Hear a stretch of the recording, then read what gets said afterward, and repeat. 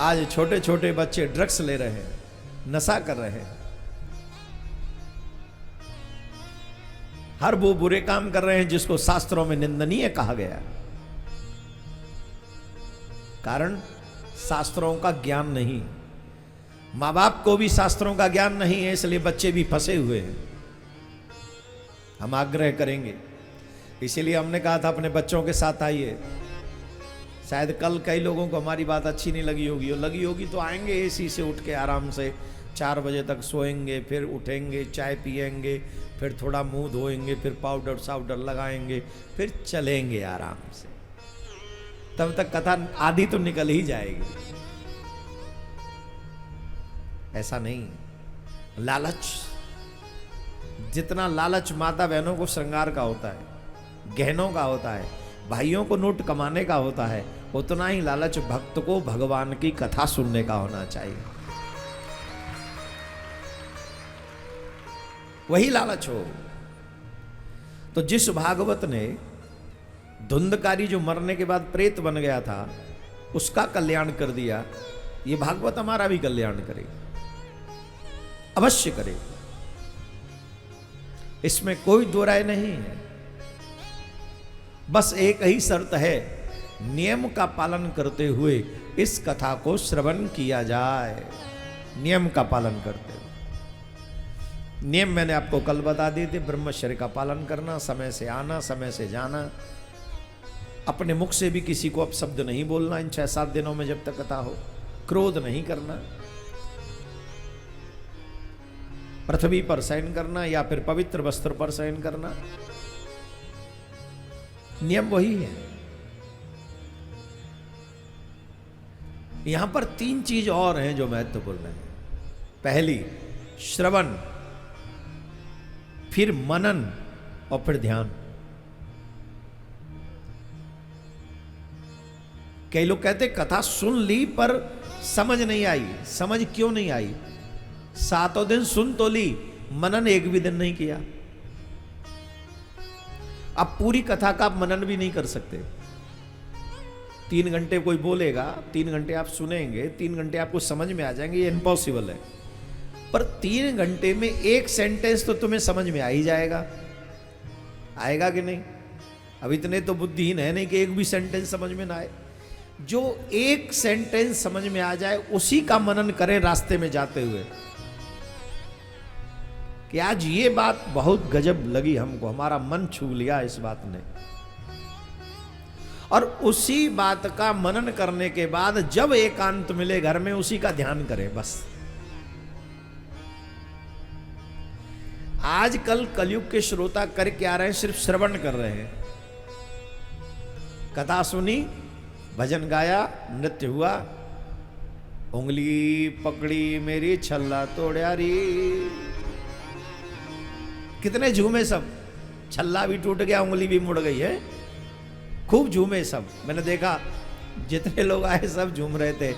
अब आपका ये फेवरेट भजन रहा होगा, यहाँ बहुत प्रचलित भजन रहा होगा, तो सब लोग झूमे। लेकिन जब कथा सुनते हैं तो देखो कितना एकदम उदासी सी छा जाती है, और जब भजन सुनो तो फिर देखो फिर शुरू हो जाते हैं। तो एक सेंटेंस या समझने के बाद उसका मनन करो अकेले में बैठकर, और फिर ध्यान करो उसका। 6 के 6 दिन, 7 के 7 दिन जो श्रोता ऐसा करता है उस पर यह भागवत बहुत गहरा रंग छोड़ती है, बहुत गहरा असर छोड़ती है।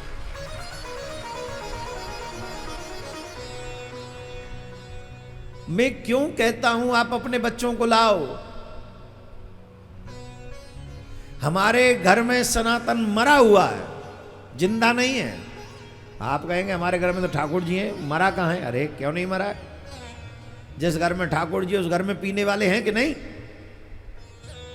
जवाब दो। जिस घर में ओम जय जगदीश हरे हो रही है, वहीं शाम को पीने वाला पड़ा हुआ गाली गलौज कर रहा है, मांस बन रहा है, मांस खा के घर में घुस रहा है। एक आध कोई व्यक्ति जो भगवान का भक्त है वो तो आरती कर रहा है, बाकी के सबकी बुद्धि खराब हो रखी है। आप बताइए, सच्चा वैष्णव घर वो है जिस घर में एक भी व्यक्ति प्याज लहसुन न खाता हो, और जहां पांचों के पांचों, दसों के दसों व्यक्ति भगवान का भजन नाम संकीर्तन में मस्त रहते हो। कमाई करना गलत नहीं, मैं तो कह रहा हूं हे भगवान प्रत्येक सनातनी 1000 करोड़ पर डे कमाए,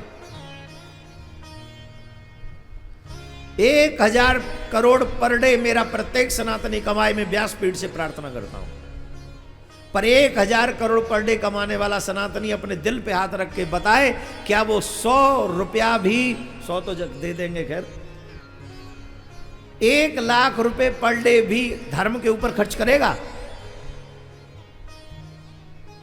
बोलो, जो 1000 करोड़ कमा रहा है पर डे, वो 1 लाख पर डे खर्च करेगा धर्म पे? नहीं करेगा,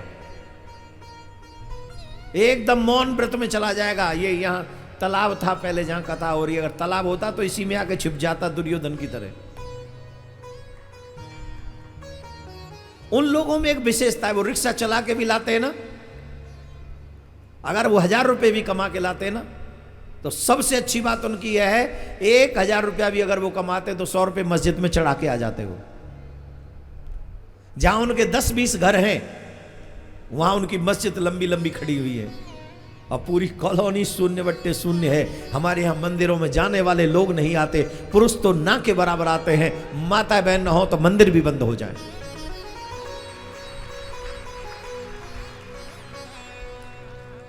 सनातनी पुरुषों के विषय में पूछो, मंदिर जाने से ज्यादा भीड़ मंदिरालय में खड़ी हुई है। आप जाके चेक करो, अपने शहर के मंदिरों को चेक कर लो और शहर के मंदिरालयों को चेक कर लो। मंदिरालयों में माताएं नहीं मिलेंगी और मंदिरों में पुरुष नहीं मिलेंगे। इसका इतना बुरा हाल क्यों है? इसका एक ही बुरा हाल है, क्योंकि हम लोगों ने कभी रामायण को पढ़ा ही नहीं है, भागवत को सुना ही नहीं है। सुना भी है तो कभी कभी टाइम पास के लिए सुन लिया, बैठ गए सुनाए, और फिर वो कभी बच्चों में भी शेयर नहीं की। इसलिए मैंने आप सबसे कहा कि आप बच्चों को लाइए, उनके बच्चे 99% जानते हैं कुरान में क्या है, हमारे बुजुर्ग भी नहीं जानते 99% रामायण में क्या है। हाँ जी कि ना जी? जवाब दीजिए जी। तो ये परिवर्तन लाना होगा। परिवर्तन कहां से आएगा? आपके प्रयास से। आप अगर ये सोचे कि हर कथावाचक ही बदलेगा, साधु महात्मा ही बदलेंगे या सरकार बदल देगी देश को, इम्पॉसिबल। हम सब मिलके कसम खाएंगे तो बदल देंगे देश को। सरकार भी वही करेगी जो हम चाहेंगे। और अगर 100 करोड़ सनातनी चाले कि हमारे बच्चों को रामायण पढ़ानी चाहिए, तो फिर सरकार झुटला नहीं सकती, ठुकरा नहीं सकती, वो रामायण पढ़ाएगी।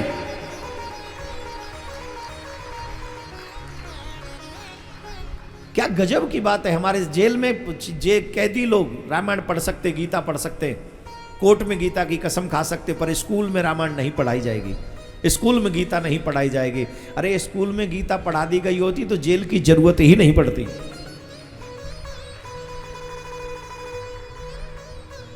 आप स्कूल में रामायण पढ़ने दीजिए ना हमें। और अगर नहीं पढ़ने देते हैं तो यहां बड़े बड़े पैसे वाले लोग बैठे हैं, प्लीज एजुकेशन सिस्टम में अपना प्रवेश कीजिए, हाई लेवल पे प्रवेश कीजिए, इतने हाई लेवल पे प्रवेश कीजिए कि जो इंग्लिश मीडियम वाले सब पीछे रह जाएं तुमसे, और वहां रामायण पढ़ाना शुरू कर दीजिए, वहां गीता पढ़ाना। अपन ने तो प्रण कर लिया है, हम अभी बोलेंगे नहीं कुछ भी, बोलने से नजर लग जाती। हमने जो जो बोलते हैं उसमें काम पता नहीं कौन कौन लेके बैठ जाते अपनी रामायण, और हमको फेल करने में लग जाते हैं। तो वो तो हम बोलेंगे नहीं, लेकिन हमने तो प्लान है कि आप सब जो भी धनवान है, जिनकी जेब में पैसा है, भगवान लक्ष्मी मैया की बड़ी कृपा है, आप सबसे आग्रह है हमारा, इतने बढ़िया बढ़िया स्कूल कॉलेज बनाओ और सब में गीता और रामायण कंपलसरी करवा दो अपने बच्चों को, माथे पे तिलक कंपलसरी करवा दो बच्चों को। अरे भाई, जो जो हमारे हाथ में है वो तो हम कर ही सकते हैं कि नहीं कर सकते? करना चाहिए। भगवान श्री कृष्ण उदास बैठे, सर्वेश्वरी राधा रानी ने पूछा क्यों उदास हो? सर्वेश्वरी राधा रानी से श्री कृष्ण कहते हैं, राधे मैंने संसार की रचना की है और इस संसार में जितने भी लोग हैं, जितने भी प्राणी हैं, सब मुझे प्रिय हैं। सब मम प्रिय सब मम उपजाए, सब ते अधिक मनुज मोए भाए। बड़े भाग्य मानुष तन पावा, सुर दुर्लभ सर ग्रंथ है गावा। राम ही सुमेरी गाइए राम ही, संतत सुमेरी राम गुण ग्राम। छित जल पावक गगन सवेरा, पंच रचित यह अरब शरीरा।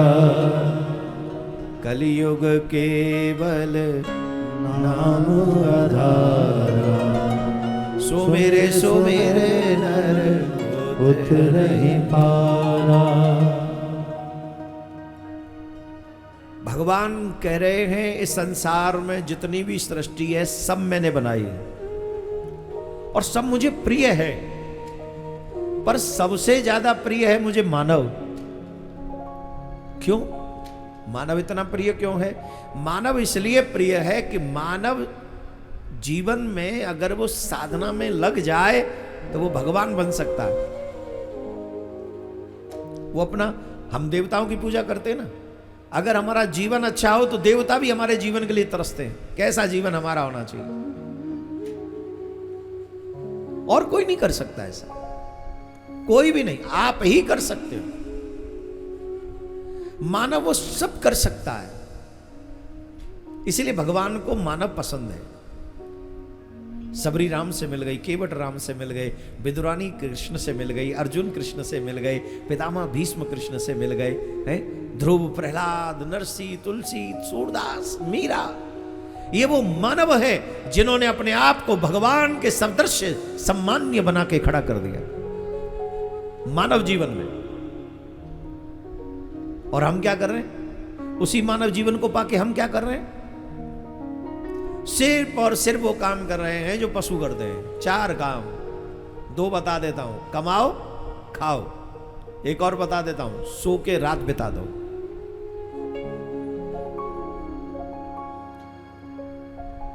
चार काम मनुष्य कर रहा है। कमाना, पूरे दिन भर कमाओ, पेट नहीं भर रहा है। पहले व्यक्ति 5 बजे दुकान बंद कर देता था, 9 बजे खोलता था, 5 बजे दुकान बंद कर देता था। अब रात के 12 बजे तक नहीं बंद कर रहा। और क्या कहता पता? कस्टमर बहुत है महाराज। मैं तो कहता हूं भगवान तेरे रात भर कस्टमर आए,